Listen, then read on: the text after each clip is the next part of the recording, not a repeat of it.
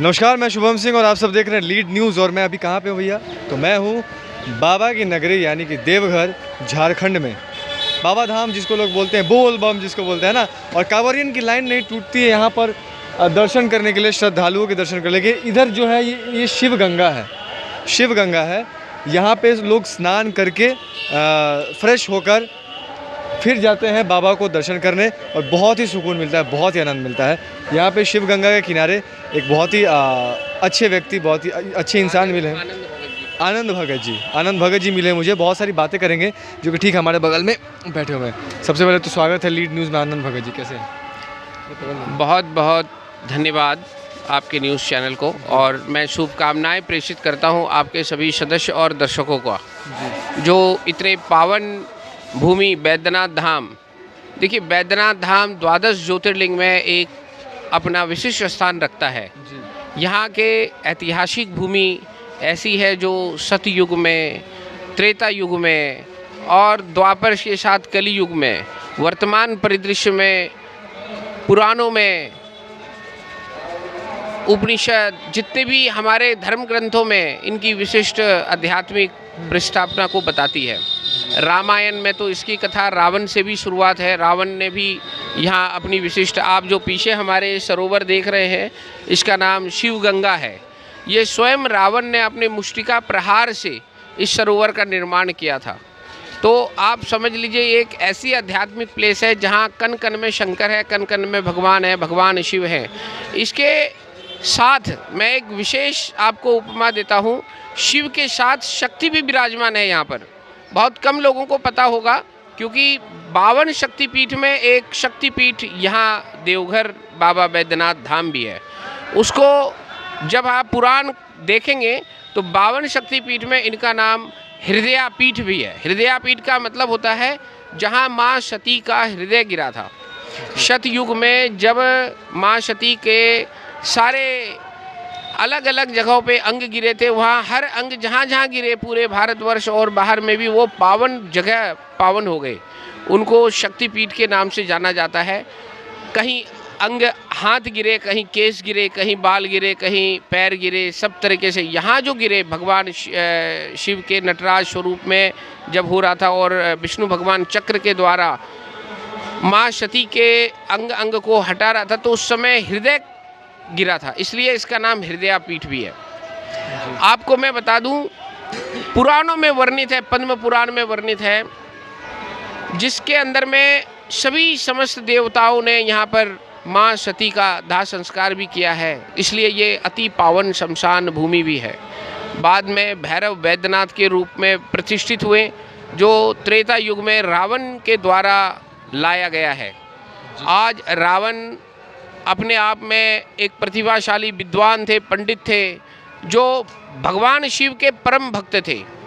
ये लंका से जाते हुए कैलाश इनको काफ़ी समय लगता था, तो इन्होंने स्वयं एक कैलाश की प्रतिष्ठापना के लिए भगवान शिव से आग्रह किया, हे शिव, आप स्वयं कैलाश चलो, कैलाश हम बनाएंगे, अपने लंका में ही कैलाश बनाएंगे। लेकिन क्या होता है, नीति और हेतु को सबका दृष्टांत बना हुआ है, पुराणों में वर्णित है। भगवान शिव ने एक शर्त रखी रावण के सामने कि यदि आप हमें कहीं पे रख दोगे भूमि पर, तो हम हिलेंगे नहीं, कैलाश वहीं बन जाएगा। उन्होंने अपनी शर्त को स्वीकारा। और क्या होता है, रास्ते में पवन मार्ग से जब वो अपना आ रहे थे, भगवान शिव को कैलाश से लेकर के आते हुए, तो बीच रास्ते में ये बैद्यनाथ धाम पड़ता है। यहाँ उनको लघु शंका रावण को महसूस हुई, क्योंकि एक देव योग था, संयोग था। लघु शंका के लिए उनको रुकना पड़ा, और भगवान नारायण के हाथ में भगवान शिव को दिया गया। एक विशिष्ट वर्णन कहा जाता है कि जब थोड़ी देर में रावण आए नहीं, तो उन्होंने, भगवान विष्णु ने भगवान शिव को यहीं इसी जगह पे रख दिया। तो तब से ये माना जाता है बैद्यनाथ शिवलिंग यहाँ पे बन गया। अब देखिए, वैद्यनाथ का नाम वैद्यनाथ ही क्यों पड़ा, एक बड़ा विषय है। वैद्यनाथ क्यों पड़ा? इसका नाम बैजनाथ भी है, जो मोदी जी ने अभी लिखा बैजनाथ, तो बैजनाथ भी है। क्यों है? ये दोनों की कथा पुराणों में वर्णित है। वैद्यनाथ का मतलब होता है वैद्यों का नाथ। अगर आपको जानकारी हो तो हमारे जो समस्त देवताओं के वैद्य थे वो ऋषि कुमार कहे जाते थे।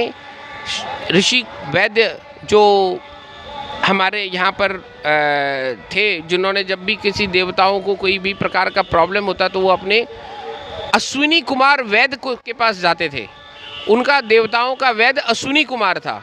लेकिन कभी एक बार अश्विनी कुमार स्वतः ही अस्वस्थ हो गए।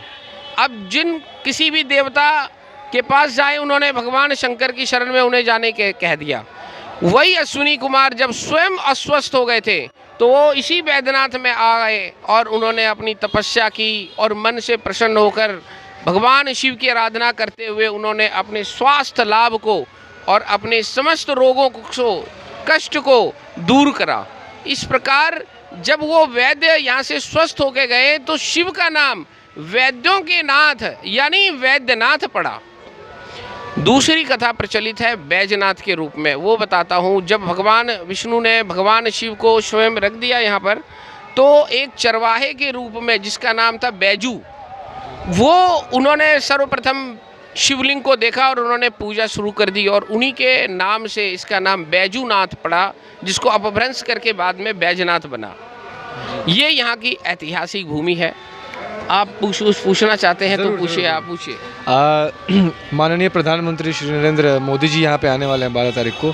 अभी आपने उनका नाम भी लिया, उनके लिए क्या क्या सुविधाएं, क्या क्या व्यवस्थाएं यहाँ पे की गई हैं?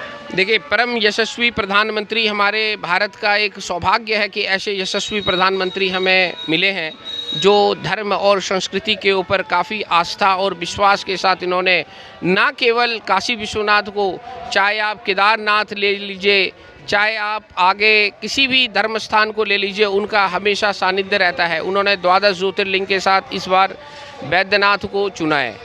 बैद्यनाथ के प्रांगण में उन्होंने अपनी 12 जुलाई को पूजा अर्चना का भी वो रखा है और 12 जुलाई को ही संध्या 2 बजे देवघर कॉलेज के मैदान परिसर में वो कई चीज़ों का उद्घाटन भी करेंगे। देवघर एक तीर्थ नगरी है, एक सांस्कृतिक नगरी है। यहाँ की एक संस्था है देवघर फाउंडेशन। देवघर फाउंडेशन ने इस तीर्थ नगरी के लिए एक संस्कृत में उद्घोषणा के लिए मांग किया है मोदी जी से कि आप समस्त रेलवे स्टेशन और जो नव एयरपोर्ट की जो उद्घाटन करवा रहे हैं वहाँ हिंदी और अंग्रेजी के अलावा संस्कृत से भी उद्घोषणा हो। ये उद्घोषणा केवल देवघर में नहीं, इन्होंने बनारस में ऑलरेडी पहले से कर चुके हैं। चूँकि नरेंद्र मोदी जी वहाँ के सांसद हैं और उन्होंने इस आध्यात्मिक भारत के सांस्कृतिक राजधानी भी कहा जाता है बनारस को। वहाँ जब उन्होंने वाराणसी में एयरपोर्ट के अंदर उद्घोषणा के लिए संस्कृत का चयन किया तो ये हमारी रक्षा है, क्योंकि संस्कृति की रक्षा संस्कृत से है। आज जो भाषा मृत पड़ा हुआ है उसको उजागर के लिए मोदी जी ने एक बहुत अच्छा, तो मैं निवेदन करना चाहता हूँ इसी माध्यम से कि जब भी वो एयरपोर्ट के नामकरण को करें तो उनकी उद्घोषणा संस्कृत में भी हो। और 12 जुलाई को देवघर फाउंडेशन इस समस्त बात को रखने जा रही है, उनके सामने प्रस्तुत करने जा रहे हैं। उनसे एक मांग कर रहे हैं कि एक संस्कृत क्षेत्र को सांस्कृतिक बनाने में उनका सहयोग बनाए और बना रहे। बहुत बहुत बाबा बैद्यनाथ उनको आशीर्वाद देंगे, शुद्धि होंगी, को पुनः अपने सभी प्रकार के कल्याणकारी योजनाओं में उनका कल्याणकारी हो। यहाँ एक मोदी जी की और योजना है जो एम्स का उद्घाटन करेंगे, वो उसमें कम से कम 200 बेड के साथ में एम्स का भी उद्घाटन होगा, जो ऑल इंडिया मेडिकल का उन्होंने यहाँ पे आधार भूमि रखा है, जो बनकर तैयार है। उस एम्स का भी उद्घाटन होगा, एयरपोर्ट का भी उद्घाटन होगा और कुछ गैस की एक योजना भी है जिसमें गैस वितरित किए जाएंगे, वो भी योजना है। ये सरकारी योजना है। दूसरी बात, मैं आपके चैनल के माध्यम से ये बात दिखाना चाहता हूँ, जरा आप कैमरा घुमाइए और इस सरोवर को देखिए। ये सरोवर बहुत ही गंदा और प्राकृतिक रूप से इसमें साफ़ सफाई और इसकी मेंटेनेंस की ज़रूरत है। अगर आपके न्यूज़ चैनल के माध्यम से किसी इसके पदाधिकारी या अधिकारीगण को इस बात को ध्यान दिया जाए तो ये गंदगी सफाई कराएं और हमारा भारत सर्वश्रेष्ठ भारत बना। आपने गंगा की सफाई करी तो आज शिवगंगा तट की भी सफाई करवा दी है। मोदी जी से आह्वान है इस बात का। बाकी अच्छा, आपका एक सवाल आपसे ये रहेगा कि क्या आप भारत को सेक्युलर मानते हैं कि नहीं? धर्मनिरपेक्ष, यस, भारत हमारा धर्मनिरपेक्ष राज्य है। भारत शुरू से ही एक आस्थावान और सभी धर्मों का यहाँ पर शुरू से ही रहा है। ऐसा नहीं है कि यहाँ पे हम किसी और धर्म में, लेकिन इतिहास और जो हमारे पूर्व प्राचीन वैदिक स्थिति थी वो हमेशा यहाँ के हिंदू संस्कृति और सभ्यता को ही बनाया हुआ है। हिंदू का मतलब हिंदुस्तान। हिंदू मुसलमान में काफ़ी ज़्यादा दंगे होते हैं, राइट्स होते हैं। अभी उत्तर प्रदेश में भी हुआ था ज्ञानवापी मस्जिद को लेकर। तो आप एक हिंदू हैं, तो मैं आपसे एक सवाल पूछना चाहूँगा कि क्या वो ज्ञानवापी मस्जिद है या फिर वहाँ पर जो शिवलिंग निकला है वो शिवलिंग है? क्योंकि मुस्लिम पक्ष के लोग उसको फवारा कह रहे हैं। देखिए, ये तो हास्यास्पद बात आपने पूछ लिया है कि ज्ञानवापी मस्जिद, ज्ञान का मतलब क्या होता है? ज्ञान एक संस्कृत शब्द है। आप, और वापी का मतलब कुआं होता है। तो जहाँ संस्कृत का शब्द है वहाँ उर्दू और मुस्लिम और ये पक्ष कहाँ से आ गए? ये तो आक्रांता बाद में अपने आप को बोल रहे चलो तुम हटो यहाँ से, मेरा स्थान है। अरे भाई, ये काशी विश्वनाथ का पुराना भूमि या काशी भूमि वो था, भगवान शिव के त्रिशूल पर बसा हुआ था। वहाँ पर कहाँ से आ गया ये मस्जिद? और वो बाद में आप किसी के घर में अपना घर बना दो और बोलने लगे ये मेरा है, ऐसा नहीं हो सकता है। आप अगर इतिहास पढ़ने जाएं तो कितनी बार औरंगजेब ने उस पर आक्रमण करके वहाँ के मंदिरों को तोड़ा गया और विध्वंस कर दिया गया। तो इसका मतलब ये नहीं है कि वो वास्तविक स्ट्रक्चर अभी क्रिएट किया गया है, वो पुराना होगा। लेकिन वो ज्ञानवापी हमेशा से शिव मंदिर परिसर का रहा है और बाबा विश्वनाथ के मंदिर के प्रांगण का दृश्य है। साक्षात नंदी भी वहाँ की ये गवाह करती है कि जो नंदी अपने मुख के सामने शिव का वो देते हैं, तो इसमें धर्म की क्या बात हो गई? धर्म की तो कोई बात नहीं है, वो तो उसकी स्थल है जहाँ स्वयं शिव विराजमान है। उदयपुर में भी एक घटना हुई अभी हाल ही में, एक दर्जी को घुस के काट दिया गया आतंकवादियों के द्वारा। तो आपने ये जो बात कही, इससे आपको डर नहीं लगता कि मैं भी एक हिंदू हूँ, मेरे साथ भी कहीं ऐसी घटना हो जाए? देखिए, डरना तो उसका बात है जो गलत काम करता है। ना मैं गलत काम करता हूँ, ना मैं डरता हूँ किसी से। हिंदू और मुसलमान की कोई बात ही नहीं है। मुसलमान भी एक इंसान है, हिंदू भी एक इंसान है। उसके मन में अगर किसी ने जहर घोला और वो गलत कृत्य में आ जाता है तो गलत का सजा गलत करना चाहिए। आप किसी काम को, गलत को सही और उसके पीछे धर्म का तर्क देते हैं, ये बहुत गलत चीज़ है। मुसलमान अच्छे भी होते हैं, बहुत बढ़िया अच्छे विचार वाले भी मुसलमान होते हैं। वो इंसान जो अच्छे विचार के होते हैं उन्हें इंसान कहते हैं। सारे मुसलमान खराब नहीं है। ये तो कुछ लोग जो उदयपुर वालों के दंगों में भड़काने वाले मुसलमान हैं, जिनको बोला, उनको पूछना चाहिए इस बात के लिए कि तुम लड़वा किससे रहे हो? इंसान को इंसान से लड़वा रहे हो धर्म के पीछे। धर्म का मतलब ही नहीं कोई लड़ाई हो। धर्म का मतलब होता है, सुनिए, धर्म का मतलब होता है विश्व शांति, वसुदैव कुटुंबकम। हमारे धर्म में कहा गया है हमारा समस्त वसुदैव एक कुटुंब है, एक परिवार है, एक परिवार की तरह रहना पड़ता है।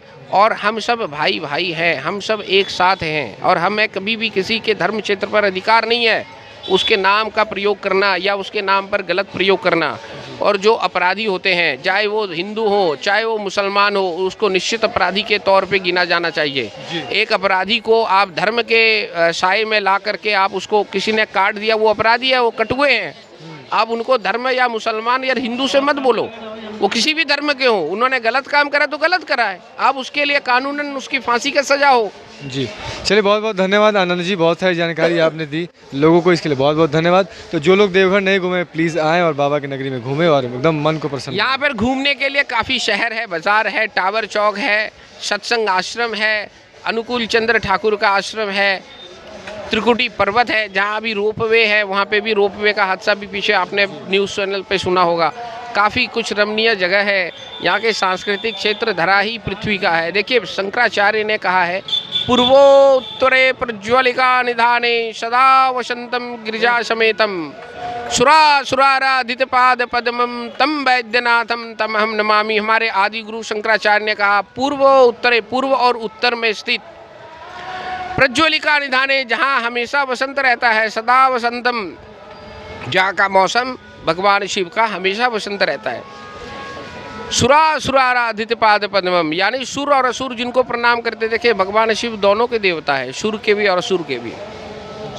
सुरासुराराधित पाद पद्मम तम वैद्यनाथम तम हम नमामि। ऐसे वैद्यनाथ को हम प्रणाम करते हैं। ये भगवान शंकराचार्य ने स्वयं बोला है। धन्यवाद। चलिए, बहुत बहुत धन्यवाद। हर हर महादेव।